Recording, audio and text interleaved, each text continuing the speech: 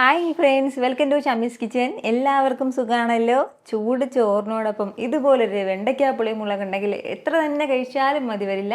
വളരെ എളുപ്പത്തിലും രുചികരവുമായിട്ട് തയ്യാറാക്കിയെടുക്കാൻ പറ്റുന്ന നല്ലൊരു വെണ്ടയ്ക്ക പുളിമുളകാണ്. അപ്പോൾ ഈ വീഡിയോ ഇഷ്ടമായാൽ ഇതൊന്ന് ലൈക്ക് ചെയ്യാനും കൂടെ തന്നെ സബ്സ്ക്രൈബ് ചെയ്യാനും ആ തൊട്ടടുത്ത് കാണുന്ന ബെല്ലൈക്കൻ്റെ ഓൾ മറക്കാതെ കൂടെ ഒന്ന് പ്രസ് ചെയ്തേക്കണേ.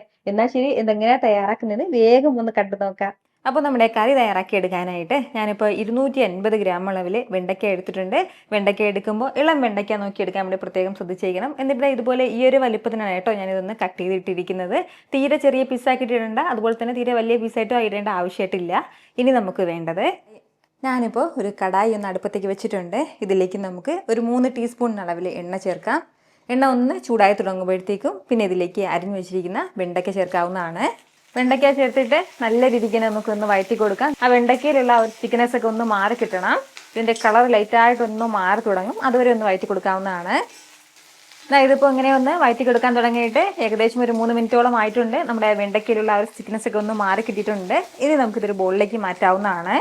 ഇനി വേണ്ടത്, വീണ്ടും അതേ കടായിലേക്ക് തന്നെ നമുക്ക് 1 ടേബിൾ സ്പൂൺ അളവിൽ വെളിച്ചെണ്ണ ചേർക്കാം. എണ്ണ ഒന്ന് ചൂടായി തുടങ്ങുമ്പോഴത്തേക്കും 1 ടീസ്പൂൺ അളവിൽ കടുക് ചേർക്കാം.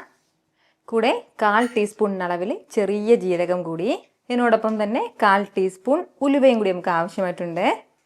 കടുകൊക്കെ ഒന്ന് പൊട്ടി തുടങ്ങുമ്പോഴത്തേക്കും ഇനി നമുക്കിതിലേക്ക് കുറച്ച് വെളുത്തുള്ളി അല്ലി വേണം. ഞാനിപ്പോൾ ഒരു 10 വെളുത്തുള്ളി അല്ലി എടുത്തിട്ടുണ്ട്. അത്യാവശ്യം വലിയ വെളുത്തുള്ളി അല്ലിയെല്ലാം 2 പീസായിട്ടൊന്ന് അരിഞ്ഞിട്ടിരിക്കുന്നതാണ്. വെളുത്തുള്ളി അല്ലി ചേർത്ത് ലൈറ്റായിട്ടൊന്ന് വഴറ്റി കൊടുക്കാം. നന്നായിട്ട് വെളുത്തുള്ളി അല്ലിയെല്ലാം ഒന്ന് ചൂടായി കിട്ടട്ടെ. ചെറിയ രീതിക്ക് ഒന്ന് വഴറ്റി കൊടുത്ത് നന്നായിട്ടൊന്ന് ചൂടായി തുടങ്ങുമ്പോൾ പിന്നെ ഇതിലേക്ക് ചേർക്കേണ്ടത് ചെറിയുള്ളിയാണ്. 150 ഗ്രാം അളവിലാണ് കേട്ടോ ഞാനിപ്പോൾ ചെറിയുള്ളി എടുത്തിട്ടുള്ളത്. അപ്പോൾ അതങ്ങനെ 2 പീസായിട്ട് അരിഞ്ഞിട്ടില്ല, മുഴുവനെ തന്നെ ചേർക്കുകയാണ്. ചെറിയുള്ളി ചേർത്തിട്ട് നല്ല രീതിക്ക് തന്നെ വീണ്ടും ഒന്ന് വഴറ്റി കൊടുക്കാം. ചെറിയുള്ളിയുടെ കളറൊക്കെ ലൈറ്റായിട്ടൊന്ന് മാറി തുടങ്ങണം. ആ ഒരു സമയം വരെ നമ്മളൊന്ന് വഴറ്റി കൊടുക്കേണ്ടതായിട്ടുണ്ട്. സവാളയിൽ തയ്യാറാക്കണം എന്നുള്ളവർക്ക് സവാളയിൽ തയ്യാറാക്കി എടുക്കാം, പക്ഷേ കൂടുതൽ രുചികരം ചെറിയുള്ളിയിൽ തയ്യാറാക്കുമ്പോഴാണ്. ഒരല്പം നേരം ഒന്ന് വഴറ്റി കൊടുത്തപ്പോഴത്തേക്കും നമ്മുടെ ഈ ചെറിയുള്ളിയുടെ കളറൊക്കെ ലൈറ്റായിട്ട് ഇതുപോലെ ഒന്ന് മാറി തുടങ്ങിയിട്ടുണ്ട്. ചെറിയുള്ളിയെല്ലാം വെന്ത് സോഫ്റ്റായി വന്നിട്ടുണ്ട്. ഇപ്പോൾ ഇനി ഇതിലേക്ക് ചേർക്കേണ്ടത് 2 തക്കാളി മിക്സിയുടെ ജാറിലേക്ക് മാറ്റി നന്നായിട്ടൊന്ന് അരച്ചെടുത്തിട്ടുണ്ട്. ആ തക്കാളി പേസ്റ്റ് ചേർക്കാം. തക്കാളിയുടെ മിക്സും ചേർത്ത് നന്നായിട്ട് ഒന്ന് മിക്സ് ചെയ്ത് കൊടുക്കാം.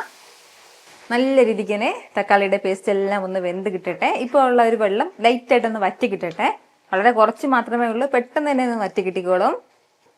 ഒരു 30 സെക്കൻഡ് കൊണ്ട് തന്നെ നമ്മുടെ ഈ തക്കാളിയുടെ പേസ്റ്റ് എല്ലാം ഒന്ന് കുറുകി കിട്ടിയിട്ടുണ്ട്, ഒന്ന് വെന്ത് കിട്ടിയിട്ടുണ്ട്. ഇപ്പോൾ ഇനി നമുക്കിതിലേക്ക് മസാലകൾ ചേർക്കാം. 1.5 ടീസ്പൂൺ അളവിൽ മുളക് പൊടി ചേർക്കുകയാണ്. കാശ്മീരി ചില്ലി പൗഡറാണ്, നല്ല എരിവ് കുറവാണ്.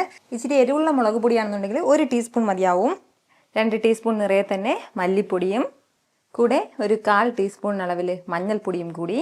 അപ്പോൾ ഈ 3 മസാലകളും ചേർത്തിട്ട് നല്ല രീതിക്ക് തന്നെ എല്ലാം കൂടി ഒന്ന് വഴറ്റി കൊടുക്കാം. നന്നായിട്ട് തന്നെ മസാലയുടെ ആ ഒരു പച്ച ടേസ്റ്റ് ഒന്ന് മാറി കിട്ടട്ടെ. അതുപോലെ ഒന്ന് വഴറ്റിയെടുക്കാവുന്നതാണ്. ഒരല്പസമയം ഒന്ന് വഴറ്റി കൊടുത്തപ്പോഴത്തേക്കും നമ്മുടെ മസാലയുടെ ആ ഒരു പച്ച ടേസ്റ്റൊക്കെ ഒന്ന് മാറി കിട്ടിയിട്ടുണ്ട്. ഇപ്പോൾ ഇനി നമുക്കിതിലേക്ക് ചേർക്കേണ്ടത് ചെറിയൊരു നെല്ലിക്ക വലിപ്പത്തിനുള്ള പുളിയും കൂടിയാണ്.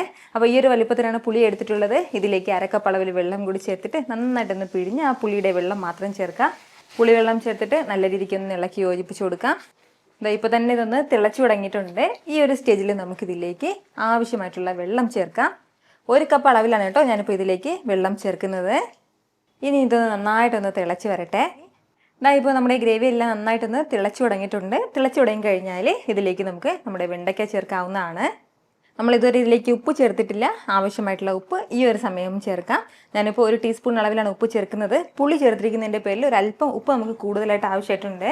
ഉപ്പും ചേർത്ത് നന്നായിട്ട് എല്ലാം കൂടി ഒന്ന് യോജിപ്പിച്ചെടുക്കാം. ഈ ഒരല്പം കറിവേപ്പിലയും കൂടി ഇതിലേക്ക് ചേർത്തിട്ട് ഒരു 10 മിനിറ്റ് മീഡിയം ഫ്ലെയിമിൽ നമുക്ക് ഒന്ന് അടച്ചു വെച്ച് വേവിച്ചെടുക്കാം. മീഡിയം ഫ്ലെയിമിൽ നമ്മുടെ കറി ഇങ്ങനെ ഒന്ന് തിളയ്ക്കാൻ തുടങ്ങിയിട്ട് ഏകദേശം ഒരു 10 മിനിറ്റോളം ആയിട്ടുണ്ട്. ഇടയ്ക്ക് ഞാനിത് 1-2 തവണ ഇളക്കി കൊടുത്തിട്ടുണ്ടായിരുന്നു. വളരെ സൂപ്പറായിട്ട് തന്നെ നമ്മുടെ വെണ്ടയ്ക്ക പുളിമുളക് ഇവിടെ റെഡി ആയിട്ടുണ്ട്. നിങ്ങൾക്ക് ഇത് കാണുമ്പോൾ തന്നെ അറിയാമായിരിക്കുമല്ലോ, നല്ല തിക്കായിട്ടുള്ള ഗ്രേവിയാണ്. വളരെ രുചികരമായിട്ടാണ് കേട്ടോ നമുക്കിത് കിട്ടുന്നത്. ഇനി ലാസ്റ്റിൽ നമുക്കിതിലേക്ക് ചേർക്കേണ്ടത് ഇതുപോലെ 1 ടീസ്പൂൺ അളവിൽ ശർക്കര പൊടിച്ചതും കൂടിയാണ്. അപ്പോൾ ഈ പുളിയും എരിവും ഒക്കെ നന്നായിട്ടൊന്ന് ബാലൻസ് ചെയ്യും, അതിന് വേണ്ടിയിട്ടാണ് ചേർക്കുന്നത്.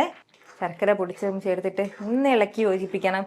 ഇനി നമുക്ക് ചൂടോട് കൂടിയിട്ടോ തണുത്തിട്ടോ എങ്ങനെ വേണമെങ്കിലും ഒന്ന് സെർവ് ചെയ്യാവുന്നതാണ്. ഉറപ്പായിട്ടും നിങ്ങൾ ഒരു തവണയെങ്കിലും ഇതുപോലൊരു വെണ്ടയ്ക്ക പുളിമുളക് ഒന്ന് വീട്ടിൽ ട്രൈ ചെയ്ത് നോക്കണം കേട്ടോ. എന്നിട്ട് നിങ്ങളുടെ ഫീഡ്ബാക്ക് എനിക്കൊന്ന് മറക്കാതെ അറിയിക്കുകയും വേണം. കാരണം നിങ്ങളുടെ ഫീഡ്ബാക്ക് കാണുമ്പോഴായിരിക്കും അത് മറ്റുള്ളവർക്കും തയ്യാറാക്കി നോക്കണം എന്നുള്ളൊരു പ്രചോദനം ഉണ്ടാകുന്നത്. എത്ര എളുപ്പത്തിലും രുചികരമായിട്ടാണല്ലേ നമ്മൾ തയ്യാറാക്കി എടുത്തിട്ടുള്ളത്. അപ്പൊ ഇത് ഇഷ്ടമായാൽ ഇതൊന്ന് ലൈക്ക് ചെയ്യാനും കൂടെ തന്നെ നിങ്ങളുടെ ഫ്രണ്ട്സിനും ഫാമിലിക്കും എല്ലാവർക്കും ഇതൊന്ന് ഷെയർ കൂടി ചെയ്ത് കൊടുത്തേക്കണം. ഇതുപോലുള്ള റെസിപ്പിക്ക് വേണ്ടിയിട്ട് നമ്മുടെ ഷാമീസ് കിച്ചൻ ചാനൽ ഫോളോ ചെയ്യാനും സബ്സ്ക്രൈബ് ചെയ്യാനൊന്നും ആരും മറക്കരുത്. വീണ്ടും നല്ലൊരു ഷാർ വീഡിയോ ആയിട്ട് നാളെ കാണാം. അതുവരേക്കും എല്ലാവരും ഹാപ്പി ആയിട്ടിരിക്കുക, സന്തോഷമായിട്ടിരിക്കുക, എല്ലാവരും സേഫ് ആയിട്ടിരിക്കണം. Take care friends. ടാറ്റാ.